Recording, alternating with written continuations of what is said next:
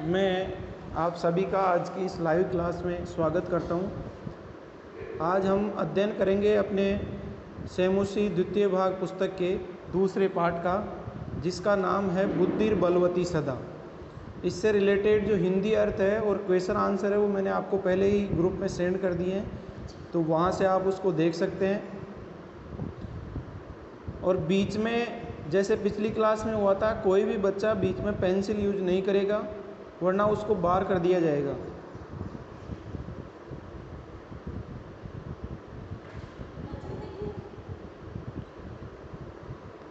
ठीक है, शुरू करते हैं। प्रस्तुतो अयम पाठ सुख सप्तति कथा ग्रंथस्य संपादनं कृत्वा संगृहीतो अस्ति। यह प्रस्तुत पाठ सुख सप्तति कथा ग्रंथ का संपादन करके संग्रहित किया गया है।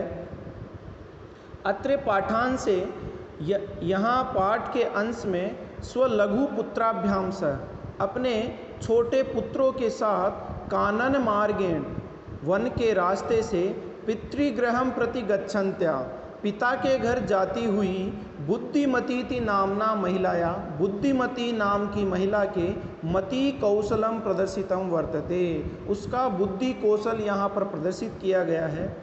या पुरतः समागतम सिंहम अपि भीतिम उत्पाद्य ततः निवारयति। जो पुरतः समागतम अर्थात सामने आए हुए सिंहम अपि शेर को भी भीतिम उत्पाद्य डर को हटा करके उत्पन्न होने पर भी ततः निवारयति उसका निवारण करती है। इयम कथा, यह कथा नीति निपुणयो सुख सारिकयो कथा माध्यमेन सद्वृत्ते विकासार्थम प्रेरयति। अब इस कथा की जो मूल शिक्षा है वो यह है कि यह कथा नीति निपुणयो, नीति में निपुण सुख और सारिका की कथा के माध्यम से सदरिते यानी कि सदमार्ग पर चलने की ओर विकासार्थम प्रेरयति, विकास के लिए प्रेरित करती है। अस्ति देवुलाख्यो ग्राम है, अर्थात देवुलाख्य नाम का एक ग्राम है। तत्र राज सिंह नाम राजपुत्र वसति स्म, वहाँ राज सिंह नाम का राजा का पुत्र रहता था। एकदा केनापि आवश्यक कार्येण तस्य भार्या बुद्धिमती पुत्र द्वयोपेता पितुर्गृहं प्रति चलिता। एकदा एक दिन केनापि आवश्यक कार्येण किसी आवश्यक कार्य से तस्य भार्या उसकी पत्नी बुद्धिमती पुत्र द्वयोपेता अपने दोनों पुत्रों को लेकर के पितुर्गृहं प्रति चलिता पिता के घर की ओर प्रस्थान करती है।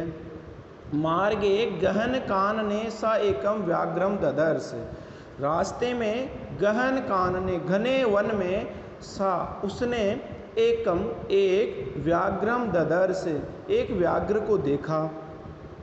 सा व्याघ्रम आगच्छन्तम दृष्ट्वा, वह व्याघ्र को आते हुए देख करके धारष्ट्यात् धैर्य से पुत्रों चपेटया, पुत्रों को चपेटया अर्थात चांटे से प्रहरते मार करके जगाद उनको बोलती है। कथम एकैकशो व्याघ्र भक्षणा कलहम कुरुत, कि क्यों तुम जो है एक एक किसी शेर को खाने के लिए आपस में झगड़ा कर रहे हो। अयम एकस तावद विभज्य भुज्यताम, ये तो एक ही है तो इसका तुम विभाजन करके इसको खा लो, इसको ग्रहण कर लो। पश्चात अन्यो द्वितीय कश्चित लक्ष्यते, उसके बाद अगर कोई दूसरा शेर दिखेगा तो फिर तब देखेंगे। इति श्रुत्वा, यह सुनकर के व्याघ्रमारी काचिदियमिति मत्वा व्याघ्रो भयाकुल चितो नष्ट है, उसने जो बात कही उस बात को सुनकर के व्याघ्र अत्यंत भय से आकुल हो गया, क्योंकि वो सोचने लगा कि यह व्याघ्र मारी अर्थात ये तो व्याघ्र को मारने वाली कोई स्त्री है, इसलिए वो डर गया शेर।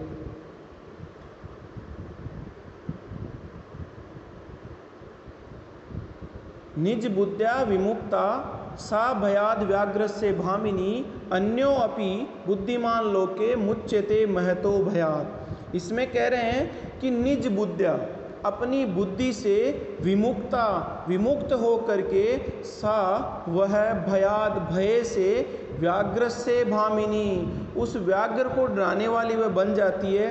अन्योपि दूसरे भी बुद्धिमान लोके, इस लोक में जो बुद्धिमान व्यक्ति होते हैं, मुच्यते महतो भयात, वो भी बड़े से बड़े भय से मुक्त हो जाते हैं अगर उनमें थोड़ी बहुत अगर बुद्धि हो तो। भयाकुलम व्याघ्रम दृष्ट्वा कश्चित धूर्तः श्रृंगालय हसन आह। भय से त्रस्त व्याघ्र को देख करके कश्चित धूर्तः श्रृंगालय, कोई दुष्ट श्रृंगाल हंसते हुए बोला, भवान कुतः भयात पलायितः, कि आप कहाँ डर के मारे भाग रहे हैं। व्याघ्र कहता है, गच्छ गच्छ जम्बुक, अरे जाओ जाओ जम्बुक।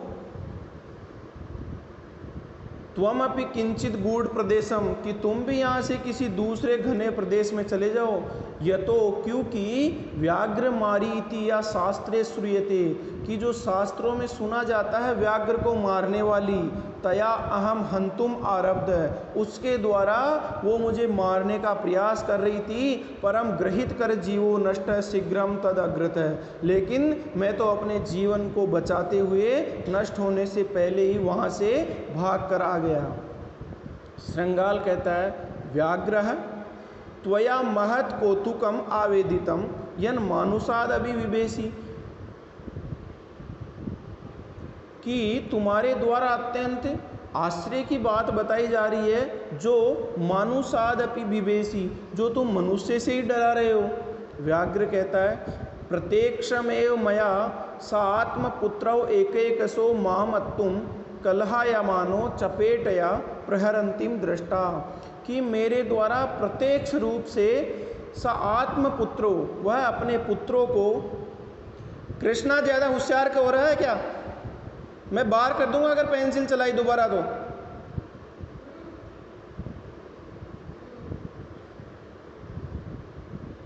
प्रत्यक्ष रूप से मया, मेरे द्वारा, स आत्मपुत्रो, वह अपने पुत्रों को, एक एक को, मामत्तुम, मुझे खाने के लिए, कलहाय मानो, लड़ते हुए, चपेट या प्रहरंती दृष्टा, मैंने उनके उसको चाटा मारते हुए, प्रहार करते हुए देखा। जम्बुक है, जम्बुक कहता है, स्वामी यत्रास्ते सा दूरता तत्र गम्यता, तो वो कहता है कि आप ऐसा करें, जहाँ पर वह दूर स्त्री है ना, वहीं पर चलो। व्याघ्र तव पुनः तत्र गतस्य सा सम्मुखम अपेक्षते यदि तर्हि त्वया अहम हंतव्य इति, तो वो कहता है कि तव पुनः, कि तुम पुनः तत्र गतस्य, वहाँ पुनः वहाँ जाने पर, सा सम्मुखम अपेक्षते, कि वह सामने अगर दिखाई देती है, आ जाती है, तरही त्वया, तो उस समय त्वया अहम हंतव्य, कि तुम्हारे द्वारा मैं मारा जाऊंगा। इस प्रकार से वो कहता है जम्बुक।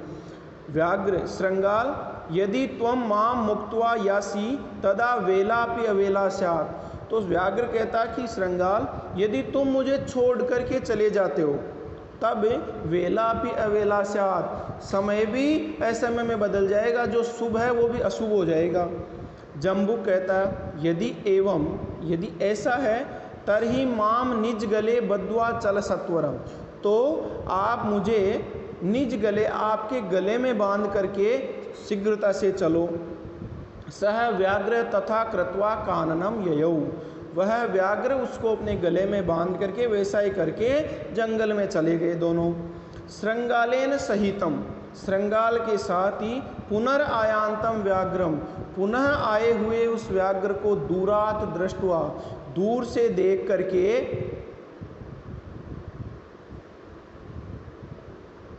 दूरात दृष्टवा, दूर से देख करके, बुद्धिमतीम चिंतितवती, बुद्धिमती ने सोचा, जम्बुक कृतो उत्साहाद, कि इस जम्बुक श्रृंगाल के द्वारा उत्साहित करने से व्याघ्रात कथम मुच्यताम, इस व्याघ्र से कैसे बचा जाए।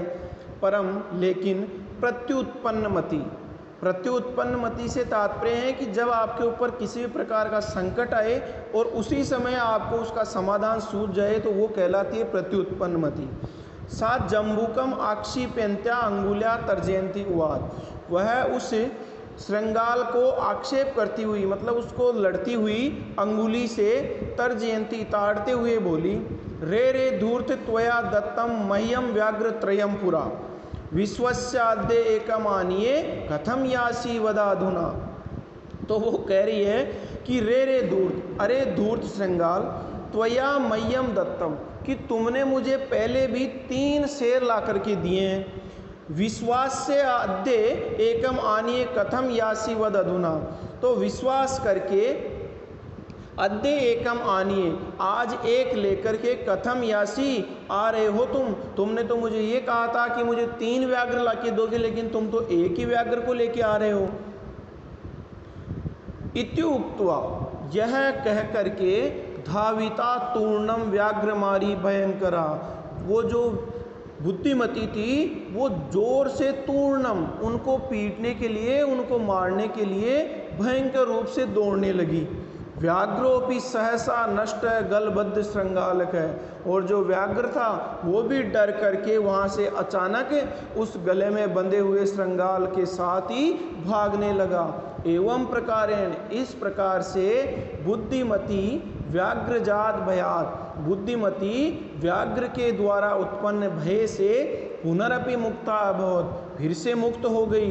अतएव उच्यते, इसीलिए कहा जाता है बुद्धिर बलवती तन्वी सर्व कार्येषु सर्वदा, कि बुद्धि ही हमेशा बलवान होती है सभी कार्यों में। कभी भी अगर आपको किसी भी प्रकार का कार्य करना है तो वहाँ बुद्धि ही बलवान मानी जाती है, बुद्धि से सब कार्यों को सिद्ध किया जा सकता है। यहाँ कुछ कठिन शब्दार्थ जो आपके इस पाठ में दिए गए हैं उनका अर्थ सहित यहाँ पर हिंदी अर्थ भी दिया गया है, और उसका पर्याय शब्द भी यहाँ पर दिया गया है, उसका विग्रह भी यहाँ पे किया गया है, और आंग्ल भाषा में भी उसको बताया गया है कि क्या इसका अर्थ होता है। नेक्स्ट स्लाइड में वही अर्थ है।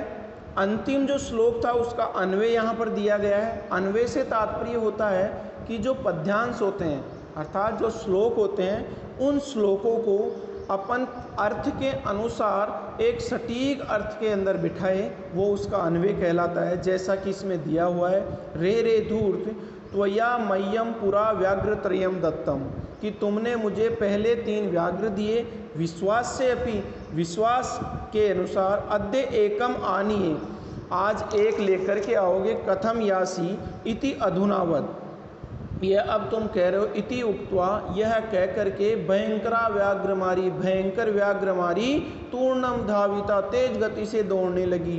गलबद्ध श्रृंगालक, गले में बंधा हुआ श्रृंगाल, व्याघ्र अपि, व्याघ्र भी सहसा नष्ट, अचानक नष्ट हो गया। हे तन्वी, इसलिए हे स्त्री, सर्वदा सर्व कार्येषु बुद्धिर बलवती, हमेशा सभी कार्यों में बुद्धि ही बलवान होती है। नेक्स्ट स्लाइड में इसके क्वेश्चन आंसर जो दिए हुए हैं, इनके आंसर मैंने आपको एक अलग से PDF भेजी है, उसमें सभी प्रश्नों के उत्तर आपको मैंने दिए हैं, और ये लेसन मैंने आपको पहले ग्रुप में सेंड कर दिया है। इसके अलावा जो 5वां क्वेश्चन है उसके संधि विच्छेद या संधि, ये भी अपन ने की है, मैंने उसमें भेजा हुआ है। 6ठे क्वेश्चन में आपको पदों का अर्थ कोष्टक में से चुन करके लिखना है। 7वें क्वेश्चन में आपको पाठ में से इनके पर्याय पद चुन के लिखने हैं। जैसे वनम का पाठ में आया है काननम, तो वो कानन हो जाएगा। श्रृंगालय का जम्बुक है, शीघ्रम का सत्वरम, पत्नी का भार्या, गच्छसी का यासी। इसी तरह सेकंड में आपको इनके विपरीत अर्थ लिखने हैं, विपरीतार्थक पद लिखने हैं। नेक्स्ट स्लाइड में परियोजना कार्य में दिया है कि बुद्धिमत्या स्थाने, कि बुद्धिमती के स्थान पर आत्मानम परिकल्पे, खुद को रख करके तद्भावनाम स्वभाषया लिखत, ये भी मैंने आपके उसमें आंसर शीट में भेजा हुआ है। यहाँ योग्यता विस्तार में यह पाठ सुख सप्तति नामक प्रसिद्ध कथा ग्रंथ से संपादित कर लिया गया है। इसमें अपने 2 छोटे छोटे पुत्रों के साथ जंगल के रास्ते से पिता के घर जा रही बुद्धिमती नामक नारी के बुद्धि कौशल को दिखाया गया है, जो सामने आए हुए शेर को डराकर भगा देती है। इस कथा ग्रंथ में नीति निपुण सुख और सारिका की कहानियों के द्वारा अप्रत्यक्ष रूप से सद्वृत्ति का विकास कराया गया है। तो पाठ के प्रारंभ में जो परिचय पाठ का था उसका हिंदी अर्थ यहाँ पर योग्यता विस्तार में दिया गया है। भाषिक विस्तार में कुछ धातुएं आपको दी है और उन धातुओं का प्रकृति, प्रत्यय, पुरुष, वचन, लकार सारी चीज़ें यहाँ पर बताई गई है। जैसे ददर्श में दृश्य धातु लिट लकार प्रथम पुरुष एक वचन का रूप है। विवेशी, प्रहरंती, गम्यताम, ययौ, यासी